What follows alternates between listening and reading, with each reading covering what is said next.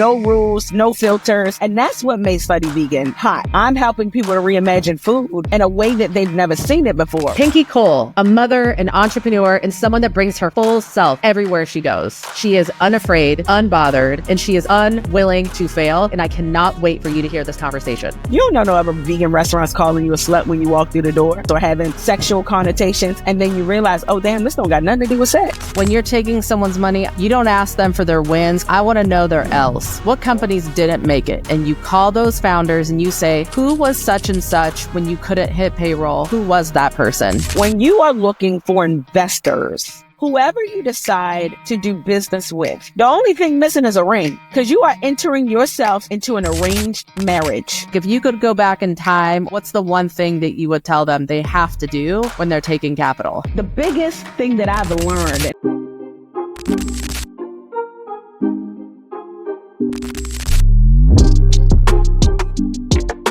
Pinky Cole, a mother, an entrepreneur, and someone that brings her full self everywhere she goes. This woman chose to take this podcast from her car in true Pinky style. The thing about Pinky is she has razor sharp instincts and she literally can do her best wherever she is, however she is, whenever she is. She is unafraid, unbothered, and she is unwilling to fail. She is the person I know who just gets up over and over and over again. And I love that about Pinky. In this episode, we talk about entrepreneurship, being a parent, failure, shady investors. We talked about the highs and lows of being a founder. I am so grateful to have people like Pinky in my life, and I cannot wait for you to hear this conversation. Here we go. The original OG Slutty Vegan, Pinky Cole. Pinky.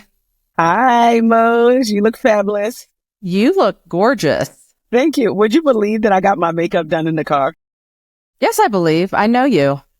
I know who you are. I know you're not precious, but I also know you get it done. Okay, I have a million questions for you, so we're going to get into it. The first question I have for you, which I already know the answer, so I'm going to ask you a second tier question, which is, Pinky Cole, do you love yourself and why? Oh, do I love myself? I love myself because I love all of the imperfect pieces of me. And it's not until recently that I really genuinely tapped into me, right? Like, I have always been cognizant and clear of who I am as a woman, as a friend, as a sister, just recently now as a mother.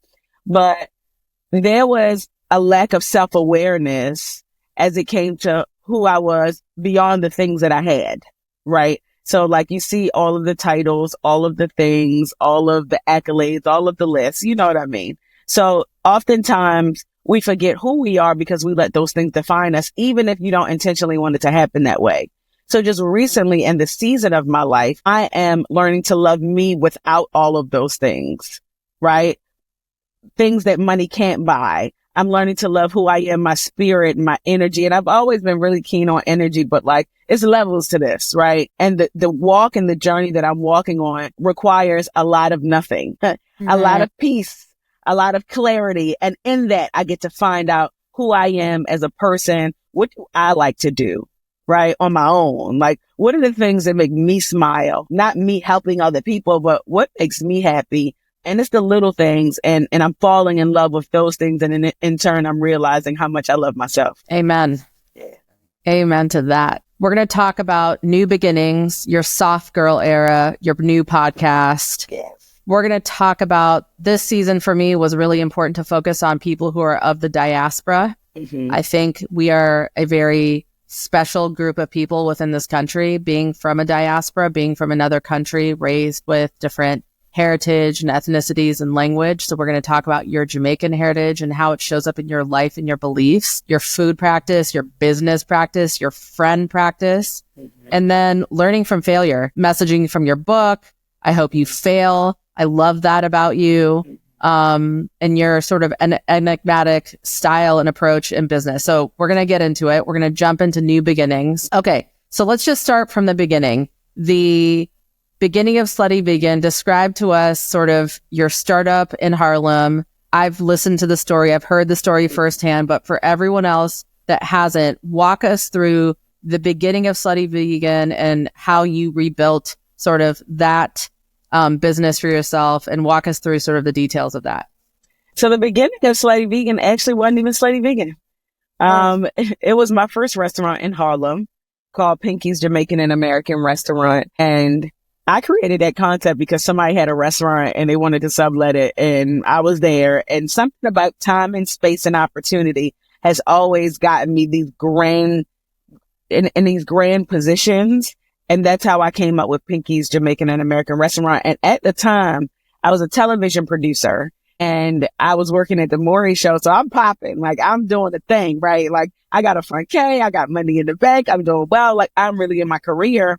And then the pivot happened when a restaurant was thrown in my face. So I opened up this restaurant.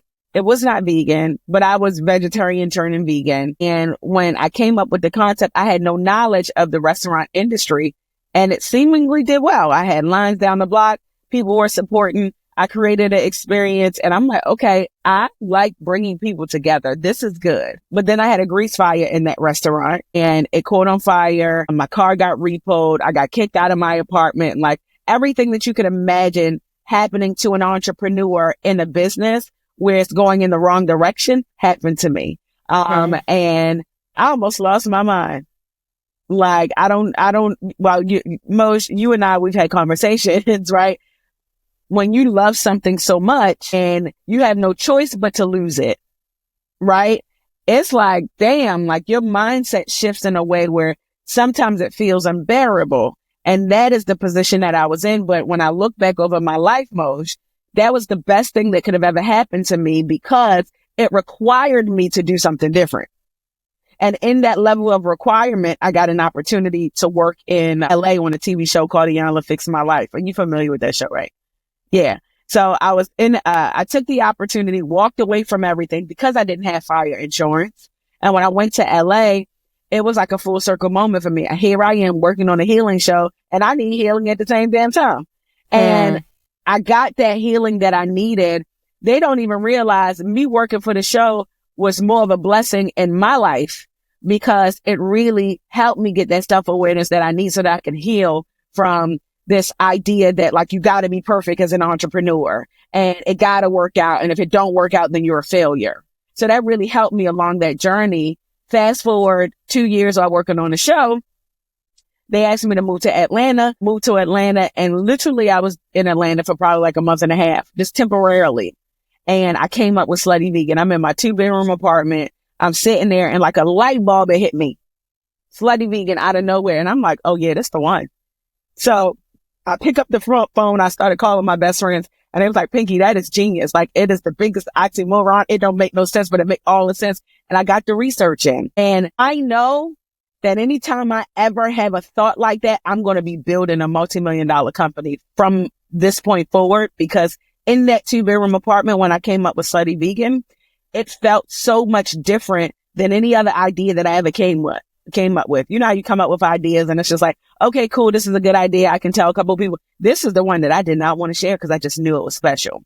Fast forward 6 years later, here we are, multiple locations, roller coaster ride, but it is the best roller coaster ride that I ever been on. Six Flags ain't got nothing on the ride that I'm on, right? And I'm just so grateful that I get to tell this part of my story now as I am maneuvering into a different level of evolution in my business. Well, you and I have talked a ton about starting over, being at the bottom, going up, coming down. Did you always know that you wanted to build a brand into a lifestyle brand and something that came, or is that something that came later for you? And for our listeners, like if you have never been into a Slutty Vegan, like the first time I walked in, it's like on a loudspeaker, like, here comes Moj for a big old BeautyCon slut. And I was like, hey, yo, Slutty. Yay! Hey, we got sluts entering the building. Yes, sir. I was like, there's like this insane tater tots, like the most delicious vegan burger I've ever had in my life. Like I literally think I ate like 2 of them that day, you know? But I just felt so seen and so loved. And I was telling our producers, I'm like, what's amazing about Pinky is that she took the word that has a negative connotation, slut, and she turned it into something where I was so flattered to be called a slut. And so did you always know that you wanted to build a lifestyle brand like that? Like, was that always there for you? It evolved that way. Like, let me tell you something. When you're in alignment, everything is going to align itself how it's supposed to, even if you don't know what you're doing. Like, for the life of this business, I'm going to be honest, Moj, I have not known what I was doing, right? Like, as an entrepreneur, this is my first time. I ain't never built a brand as big as this, right? So it evolved into something that became a lifestyle brand. Here I am. I'm just creating a concept because I wanted some vegan food on a late night, and it turned into a movement. So the movement superseded the fact that vegan food could happen after 8:00.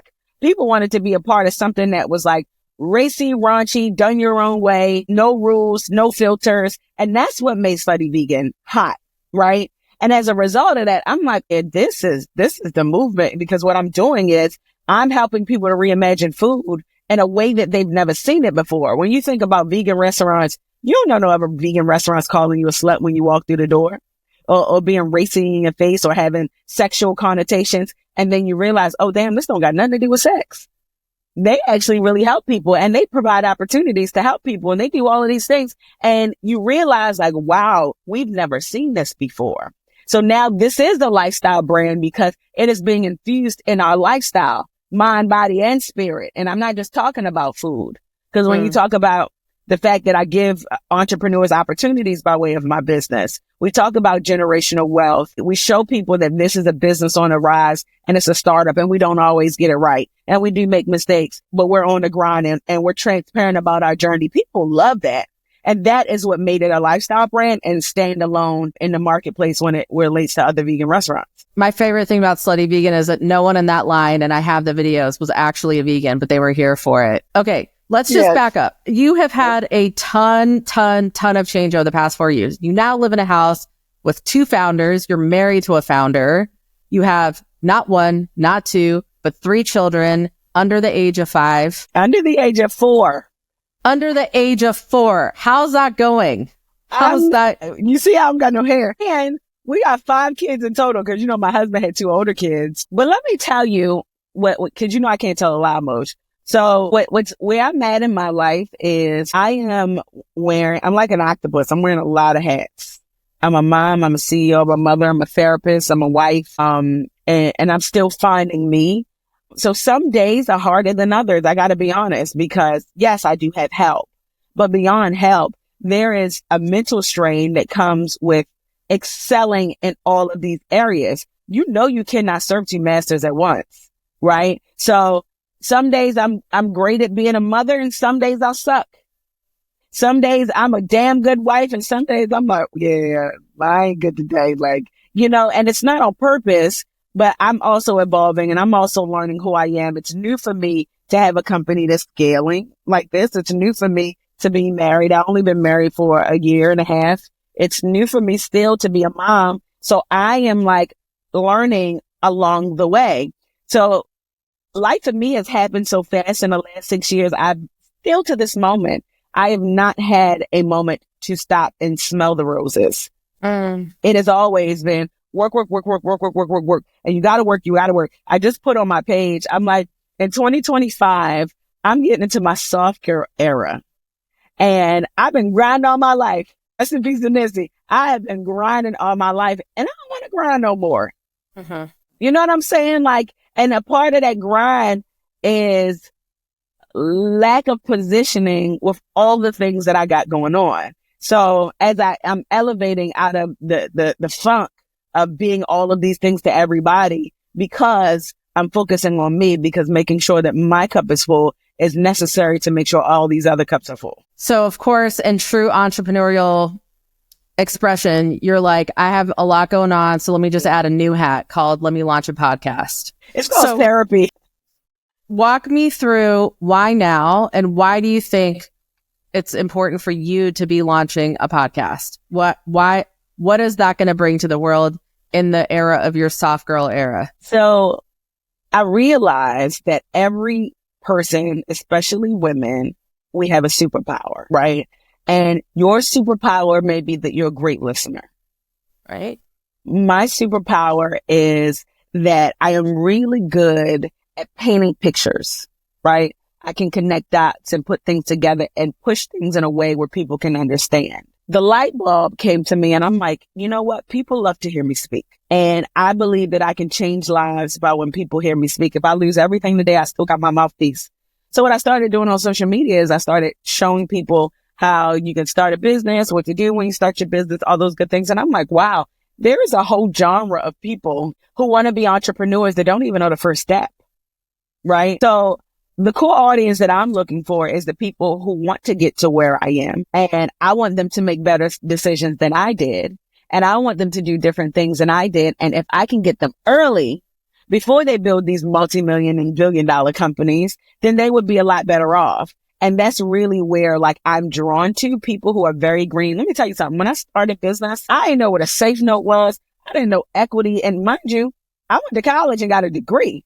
Now I didn't graduate summa cum laude, but I graduated somebody. Okay. So like I have had to learn and make a lot of mistakes myself as an entrepreneur because I didn't know. And as a result of that, people will take advantage of that. So this podcast gives me the opportunity to really guide people in the right direction. I don't have all the answers, but if I can get you from step 1 to step 3 and show you what to do and what not to do and really genuinely talk about that, then I can really be the change maker to somebody having a great concept and either losing their business or folding because they didn't make the right decision. So I'm excited about the Pinky Effect. The Pinky Effect is coming soon, and I'm going to use my testimony to really bless other people as somebody who has seen it on every single level. So this is, you and I share this passion. You and I share this understanding. We both have had similar experiences with similar people. You're like the perfect person to take on entrepreneurship and failure.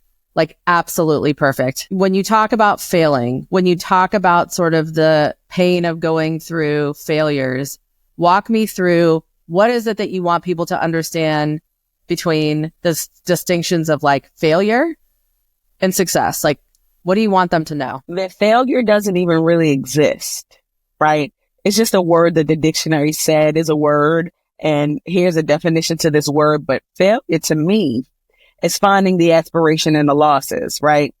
Finding the lesson in the thing that may look bad, but in reality, it's beautiful because it helps you move into a new dimension in a new direction. You understand what I'm saying? Like when I think about the other day, I was talking to my husband and we were driving and there was a rainbow, but you only saw a piece of the rainbow. But I knew that there's the rest of the rainbow on the other side. Gotta be. I'm not going to get a third of a rainbow and there's no completion on the other side. So my thought process was like, damn, there is always something on the other side. So when you talk about failure or what society says something that doesn't work out for you, I re-engineered my thought process to think about that even in the most uncomfortable times, I'm going to perceived failure right now in my life. But I also realized that there's something on the other side. And the something on the other side may actually be working better in my interest than working against me. I just got to make it to the other side. So the difference between failing and success is knowing how and when to get to the other side. Because oftentimes we'll sit too long in that failure. Okay.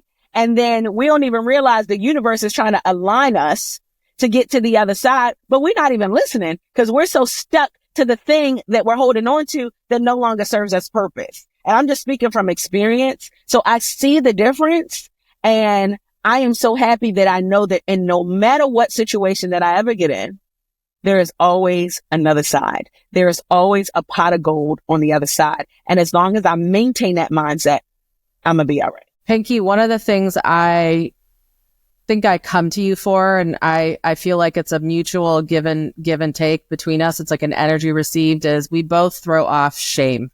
Like it feels like shame is not something we want to hold on to, but entrepreneurship comes with failure and there is a lot of shame, or people put this shame on you, right? So you've had world-class partners, you've had, founders of Shake Shack and all kinds of people.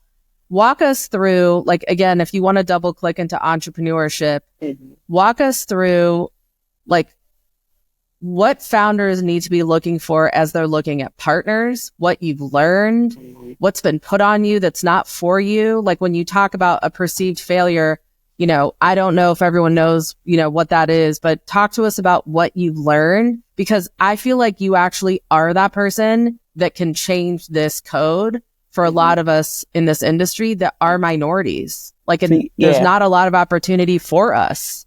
Yeah. What I've learned is this is a very male dominated industry. And when I say industry, I'm just talking about business, right? So as a woman coming into business, you don't see many people rise to this level of elevation in entrepreneurship as women. And when you do, it is very rare. There's a handful of us, and the handful of us have a responsibility that we didn't even ask for to lead the charge and open up the doorway for other women, whether you are black, white, blue, yellow. Like, we got to open the door and reach back. But when we are inside of these rooms, there's so many things that you have to think about, because it's no longer about you. You got to watch what you say. You got to watch what you do. You got to watch who you're talking to. You got to make sure that you're talking to the right people. You can't say the wrong thing. And there's it's such a game. And I know if you're a founder, you know what I mean. And Moj, I'm sure that you understand what I mean. And it's not until you get to a space where you are at peace with whatever it will be that you come to a conclusion like, you know what, whatever is going to happen will happen. And that level of bravery will continue to open up that door. It's not the fact that you're just open, because if you open up a door to nothing in it, it don't mean nothing. But if you're opening up a door for other women because you were brave, and bravery can mean a lot of things. Bravery could mean that you fought for your employees. Bravery could mean you took yourself off payroll so that your employees can get paid. There's levels to bravery. So when you're an entrepreneur and a woman entrepreneur, especially, and you're growing, the biggest thing that I've learned, and this is not a lesson, this is just the biggest thing that I've learned. When you are looking for investors, right? Whether it's a friends and family, whether it's the private equity, whether it's whatever sector, private family, local family office, whoever you decide to do business with, who you collect money from, the only thing missing is a ring, because you are entering yourself into an arranged marriage. That's right. So before you enter yourself into an arranged marriage, it's not just about the money that they're going to put in your hand. You need to find out about their character, about their energy, who they are to their family and their friends, who they are when situations get tough. Who are they going to be to you? What is their track record? How have they treated other people? That is very important. And I think it's more important because mental health is something that people don't talk about enough when you're growing a business. It's just grind, grow, scale, EBITDA. Like, that's all we talk about when you're growing businesses, because you're so in it and you don't realize you be losing your mind. Mm-hmm. And you lose your mind because sometimes you may not be connected to the very best people. Mm-hmm. Whether it's people on your board, whether it's people in your C-suite, whether it's people that you have in your personal life. So you got to make sure that the people that you choose to surround yourself with, especially investors and friends and all of those people, you're taking something from them, but best believe they're going to take something from you. Investors aren't investing just because they like you. They want to get a return on their investment. And that is a hard pill to swallow. But once you can get over that hump, you're going to be so much better off, because there are no friends in business. And that is a hard truth that I learned. But now that I know that there's no friends in business, now I can navigate in a different way and say, okay, we're going to do business, and this is what business looks like, and take my emotions out of it and maneuver in the very best way that I know how. This comes from you having learned the hard way. And I think that one of the things I'm very passionate about is shamelessly talking about what I've learned as a founder and as an investor. I've raised well over $50 million at this point. Right. And that makes you and I extremely rare, given that only 2% go to women and 0.02% go to Black women and minorities like myself. We are very rare. So do you feel like there are culture vultures out there, people who are looking for minority founders to do business with? And have you experienced that? Do you think about that? Do you think that's something that minority founders need to think about? Or what do you think about that? So I'm going to tell you what I interpret on what you said. During the George Floyd riot, I saw very clear examples of big businesses trying to stand in solidarity with small minority-owned businesses because it would make them look better. I saw a lot of that. And because we saw a lot of that, if you really think about it, that was the boom of businesses, small businesses. That's the time that everybody was doing well. Money was slinging everywhere because big corporations had to show that we want to stand with you. We want to work with you. We want to do this because of the climate. We would lose business if we don't take a public stand and find this little small business that's growing and doing all of these things. The problem now is you realize that it was intentional, but it was the wrong intention because here we are, 4 years later, and small businesses could barely get money to buy a cell phone at this point. You know what I'm saying? So the times has changed. I realized that, when you're growing a business, and there are big firms that come after you, you just really have to be mindful on your part of the strategy because they got theirs, and don't ever think that they don't. And if you are clear about your strategy, then life will get a lot better for you. But let me tell you, strategy doesn't come with just your thinking. You got to have a team of people. I raised $25 million and I should have had a team of financial advisors by my side. Did we do a lot of great things with the money? Absolutely. But, as I think about the lessons that I've learned in business and when I do it again, because this won't be my first business, right? And when I do it all over again, I'm going to make sure that I have the right people identify to support me in making the very, very best decisions in my business so that I can be set up for success. And strategy is the key to all of this. It makes the world go round. Reset the Algorithm is powered by Global Freedoms, a nonprofit media platform using culture and storytelling to support movements for justice, dignity, and collective liberation. Follow us on Substack and social at Global Freedoms to go deeper. Trolley AI, built to protect the founder mind and scale intuition into infrastructure. Explore what we're building at withtrolley.ai. One of the first things, there's two things I tell every founder now. One, when you're taking someone's money, I don't care if it's $100,000 or whatever the number is. You don't ask them for their wins because people always tell you their wins. I want to know their L's. What companies didn't make it? And you call those founders and you say, who was such and such when you couldn't hit payroll, when you ran into a problem? Who was that person? I don't want to know about what they took public. I want to know what didn't make it. And I feel like I always tell people that now. It's like, that's what I always want to know, because it's like meeting someone that's not cool with their ex. You're like, like that's a thing, right? The other thing I say is minority founders, I find systematically do not hire their own lawyers and financial advisors outside of who represents their company. Because when you have a company, it's no longer yours. It belongs to an entity, and that entity is not you, even though you put all your sweat into that. And so what would you, like, if you could go back in time, or if you could tell another person, like, what's the one thing that you would tell them they have to do when they're taking capital? When you were taking capital, the first thing you do, you need to get your own counsel.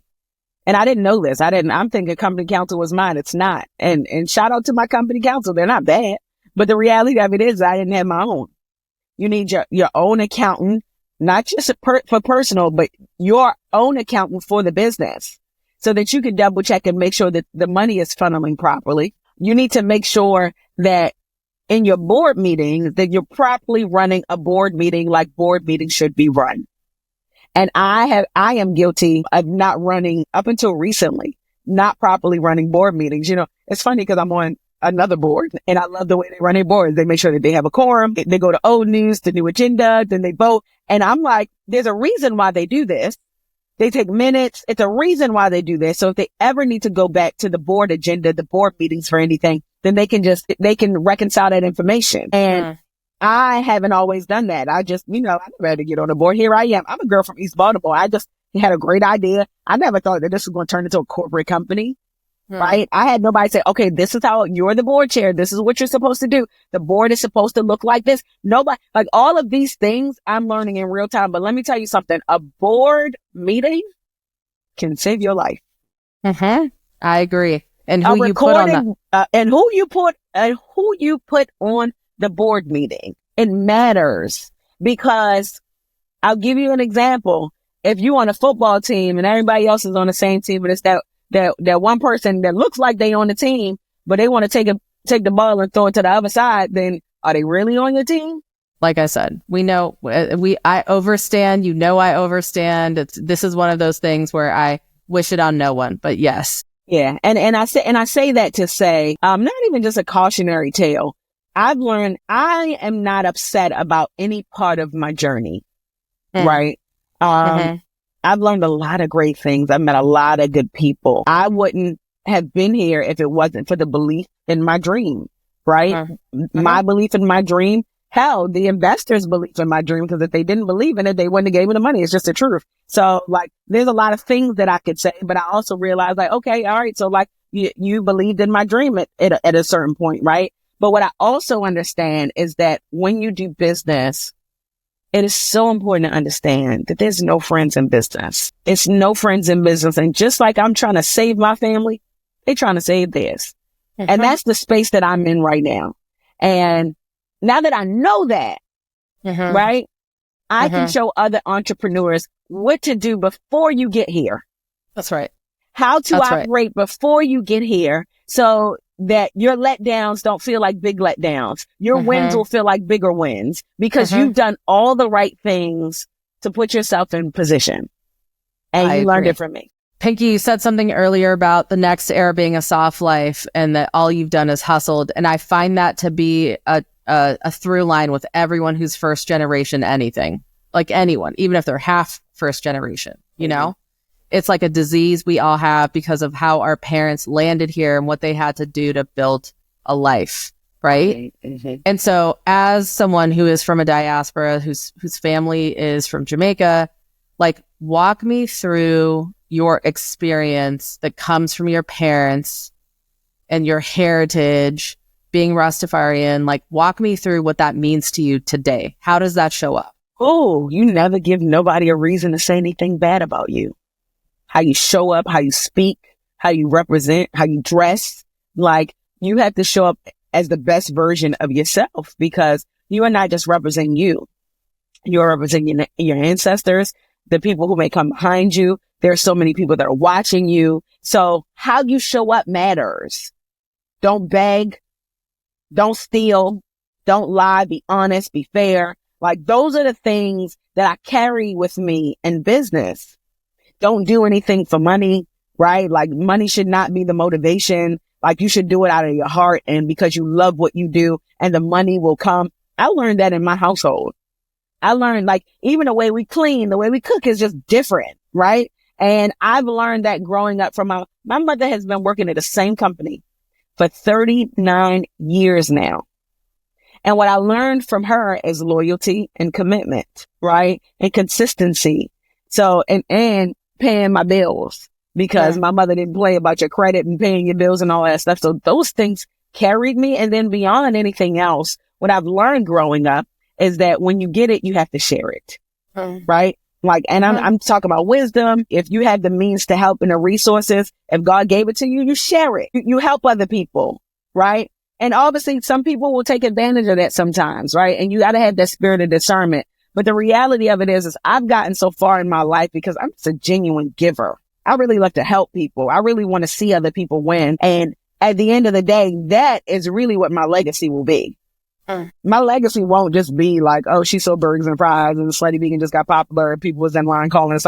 That's just a vessel, right? But at the core of who I am somebody who really wants to see other people get great opportunities. In a perfect world, Moj, if I had $50 million right now in my pocket just to help small businesses get money so that they can grow their businesses, if they're facing bankruptcy, if they're facing closing their doors, and I could just help them stop that and give them opportunities and resources to continue to grow and elevate their brand, that is the work. Mm. That's the work that feels like pleasure. You know what I mean?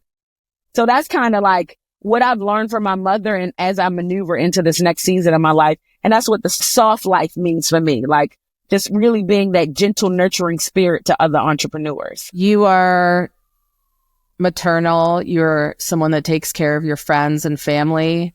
You do it through food. Is food medicine for you? Like, what's your spiritual connection to the food piece of it? So I am very spiritual when it comes to food, Moj. I read the back of every box.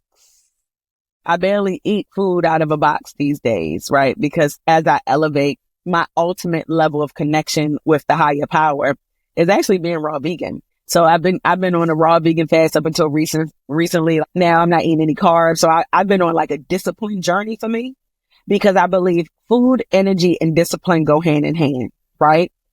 Food is energy, and energy really equates to discipline.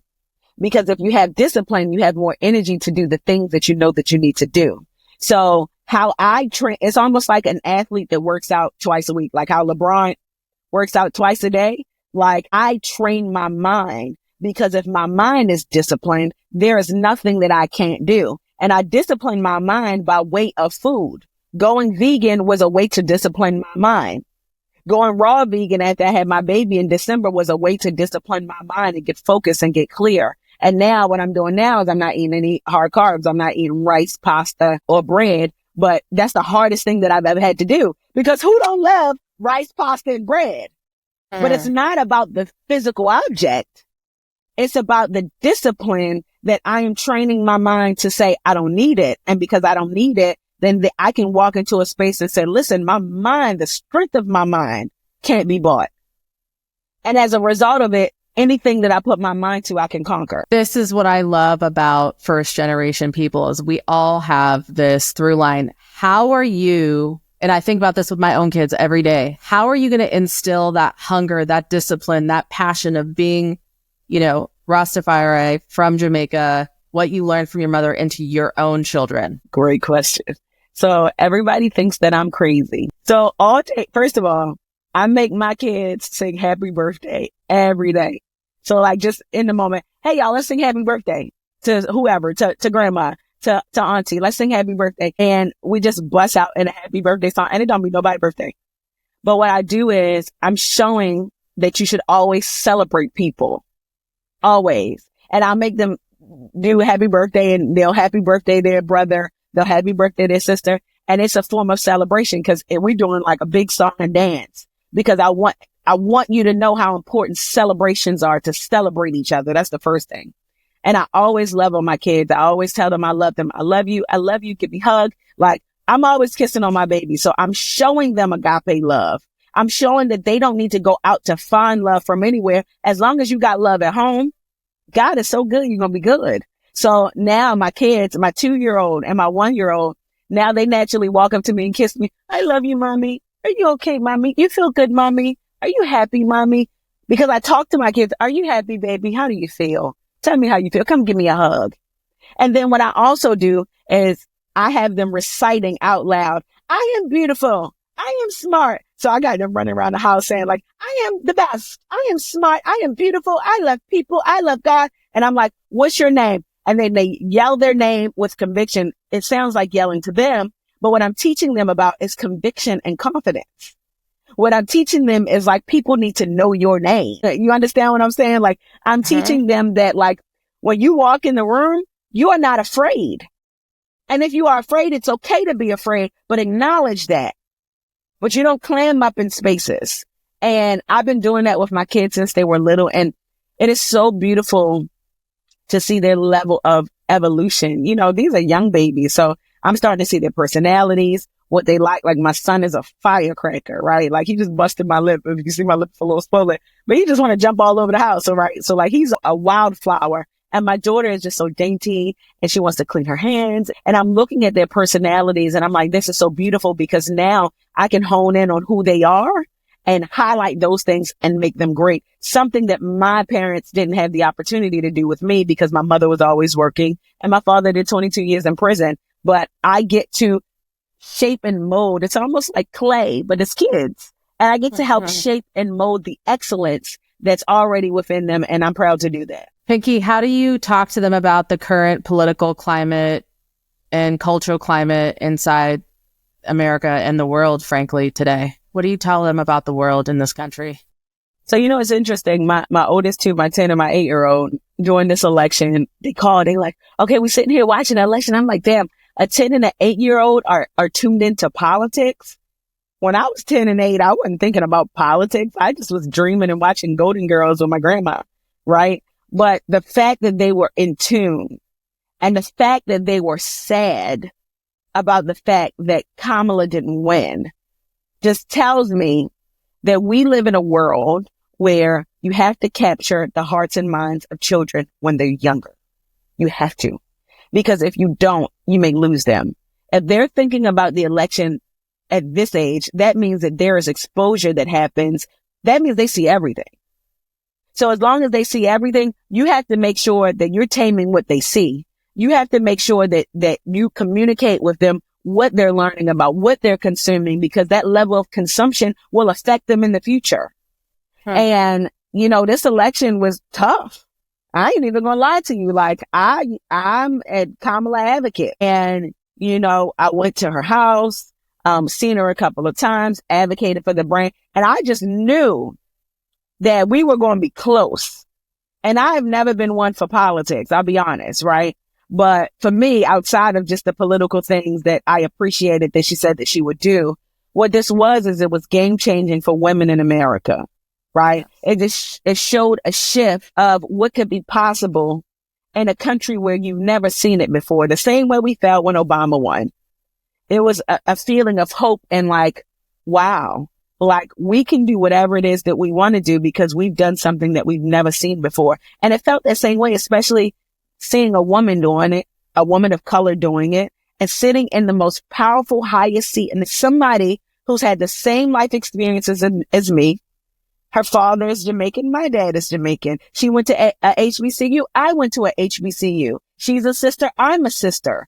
You know what I'm saying? She's elevated in her career. I elevated in my career. She's experienced her perils in life, and so have I. And I said, because she's had a level of the same experiences, her decision making is going to be almost based always off of her experience and the fact that she knows how it feels to be in certain situations. And I wanted to be a part of that. And because it didn't happen, I cried. But I cried because I knew that she was very deserving, but her level of assignment was achieved. And I'm proud of that. And I told my babies when we talked about it, like she did what she was supposed to do. And it's almost like she walked so somebody else can run. And I'm confident that she may run again, in 4 years. And I'm going to do the same thing that I did before. And I'm going to back her and I'm going to rally behind her. And prayerfully we'll have a woman in office 4 years from now. My mom cried so much that night. And the next day, it was really hard on my mom. I think my mom really thought she had it. And it was just devastating to see my mom because she exemplifies discipline and work ethic. And, as a South Asian Black woman, like I think she just meant a lot to people like my mom, to people like you, to people like me. I personally didn't have any confidence that we were going to be okay. But I know for a lot of people, it was devastating. Even for my son, he was like, who is this Trump? And so it's been a real conversation in our house. Wow. This show is brought to you and to the audience by our nonprofit called Global Freedoms, which is a nonprofit focused on amplifying human rights, specifically in the Middle East and North Africa, where there is a real erasure of human rights for women in Iran, women in Afghanistan. I talk a lot about gender apartheid and the human rights conflicts right now. What do you think about the overall concept of gender apartheid? Because it's not just in the Middle East now, it's everywhere. What do you know about it? What do you think about it? What would you like to know about it? I want to learn more about gender apartheid, to be honest. Teach me. It's really laws that essentially limit women's equality within society by law, not by culture. So that's, for example, in Afghanistan, women can't go to school. Which is crazy. They can't go to they can't drive. They can't go get their hair done. They can't go to public parks. They can't go to gyms. In Iran, you're legally 50% value of a man, right? Wow. A few years ago when I started to do this advocacy work, I said, if we don't pay attention and stop this idea will spread. And now we live in a world in where, you know, women in the US have no autonomy over their own bodies. Right? And so I feel like people need to understand that what happens to the most marginalized matters to all of us. It doesn't matter if you've been to Afghanistan or Iran. Not. Absolutely. That's right. Right? Yeah. And so what do you think we can do as a society where what happens to you and your people and to me and my people? Like, how can we bring more focus around women's issues worldwide? And what do you think would help bring that into focus? More of this awareness. You know, oftentimes in order for people to understand, they got to see it. So it will be dope for you, and you're already walking in it, which is like, I commend you in that. And you just really taught me something new, is like maybe bringing women entrepreneurs to places like Afghanistan and places where gender apartheid is like at an all-time high, and really walking them through and connecting them with women who are the recipients of that 50%, right? And maybe providing a level of mentorship and matching them up with a different woman to coach them, to guide them, to give them joy and energy in the hardest times of their lives, I can imagine, right? And I think that you are the person who can really lead that charge, because obviously that's a cause that's important to you. And I would love to be a part of that movement in any way that I can. But I definitely believe that awareness is the key. And you are connected to so many powerful women. You're connected to the best and the brightest. Like, I know if I need to get on the phone with somebody, I'm going to call Moj, right? I know Moj can connect the dots. That is, remember I said the superpower? That's your superpower. Like, you have the art of connection and making those connections, going there and connecting those women to women here. We may look different. We may talk different, but we got the same feelings. We have the same desires. We want to be we want to be great. We want to have peace in our lives. We want to be happy. We want to wake up in the morning and not worry. And those are the things that connect us. And I would love to see entrepreneurial women connecting to women in spaces like that, to just really just give them guidance and support and awareness. I really believe that people like us need to bring more awareness to the women in Nigeria dealing with Boko Haram, Sudan, Iran, Afghanistan. These women deserve our attention and our energy. They are so bright. They are so educated. They are so worthy of equality. And I truly believe that by us helping them, they're actually freeing us from our own self-constraints and our own ideas of what freedom is. Because every time I meet one of these young women, I am mind blown at the tenacity and fearlessness they have for freedom. And so I just say their name as much as I can, because these young women are, in my mind, one of the most sort of uncovered, untouched treasures of our world. And I want all of us to do a good job of talking about them as often as I can, or we can. I want to thank you for being with us. I love you. I respect you. You're soulful. You feed my soul. We have a couple quick questions just because our audience loves you, that we ask everyone, which is, what's a book that changed your life, that you think everyone should read? Rich Dad, Poor Dad. I always say that book. Rich Dad, Poor Dad, single-handedly. And I read it almost every other year, because it means something every other year. Every time I read it, there's a new nugget, a new gem that I learn in this book. So Rich Dad, Poor Dad. Okay. What's a social account that you would like everyone to follow that you've learned a lot or influences you? Pastor Mike Jr. Good one. Yes. Okay. He's the best. Amazing. Okay. And then what's a social justice cause that has always been important to you that you would like people to pay more attention to? Entrepreneurs getting money to grow their businesses. So in a world that's fighting against DEI right now, I tell everyone, financial inclusion, financial equality, healthcare equality, Yes. criminal justice reform, education inclusion and equality. These are the most important things right now. That is not the same as education training and education bias training. Like, we cannot get rid of these systems when people like you and I are the outliers. And so I ask of everyone to demand of our politicians and deciders to continue to support programs that support young entrepreneurs, specifically women and women of color. Pinky, I love you. I pray for you. I respect you. I'm here for you always. You and I have been on such a similar journey together at the same time. I'm just grateful that we can lick our wounds together and celebrate our wins together and throw off that shame together and be moms and parents and raise these kids. So I can't wait to see you again. And with that, thank you for joining us on Reset the Algorithm, and subscribe, and we'll share with all of our listeners any other cool stuff that you're doing.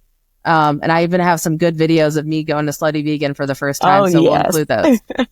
I love you so much. Thank you so much. All right. That's it for today. If you felt that, drop a comment, share with someone, or bring it to the next conversation you have. Follow Reset the Algorithm on Substack and all social platforms for more context, more questions, and fewer filters.